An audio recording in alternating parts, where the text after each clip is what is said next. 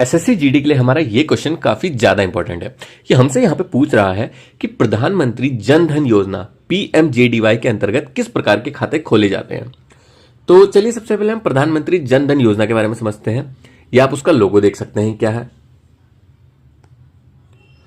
प्रधानमंत्री जन धन योजना ये भारत सरकार की वित्तीय समावेशन योजना है, यानी कि फाइनेंशियल इंक्लूजन।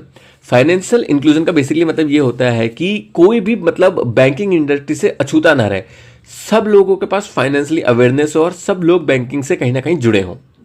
इस पीएमजेडीवाई इसका उद्देश्य यह है कि हर नागरिक का बैंक खाता हो, विशेषकर गरीब और वंचित वर्ग के लोगों का। इस योजना की शुरुआत ना सरकार ने 28 अगस्त 2014 को करी थी। ये बहुत ही इंपॉर्टेंट डेट है।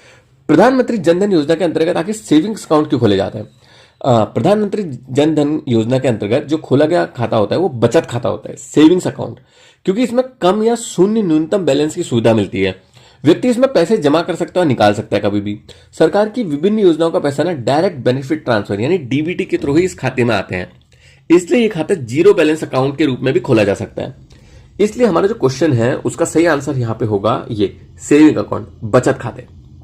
बाकी अगर हम प्रधानमंत्री जन धन योजना इस सेविंग्स अकाउंट की कुछ मतलब मुख्य सुविधाएं देखें, सबसे पहले तो जीरो बैलेंस अकाउंट, यानी कि बिना न्यूनतम राशि के भी अकाउंट चलेगा, यानी कि अगर आपके अकाउंट में जीरो बैलेंस भी तब भी आपका अकाउंट चलता रहेगा, बंद नहीं होगा।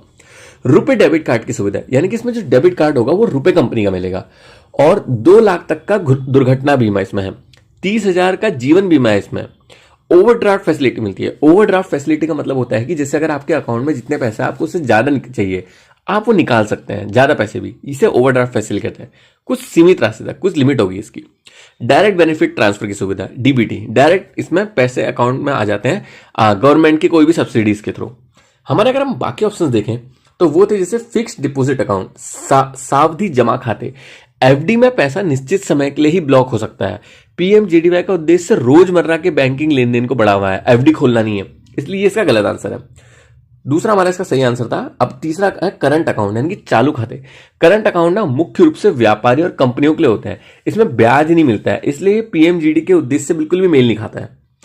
चौथा हमारा रिकरिंग डिपॉजिट अकाउंट, आवर्ती जमा खाते, आरडी, यानी आरडी में हर महीने निश्चित राशि जमा करनी होती है। पीएमजेडीवाई गरीब वर्ग के लोगों के लिए, जहां नियमित मासिक जमा मतलब संभव नहीं हो पाता है कि वो हर महीने कुछ ना कुछ जमा कर पाए।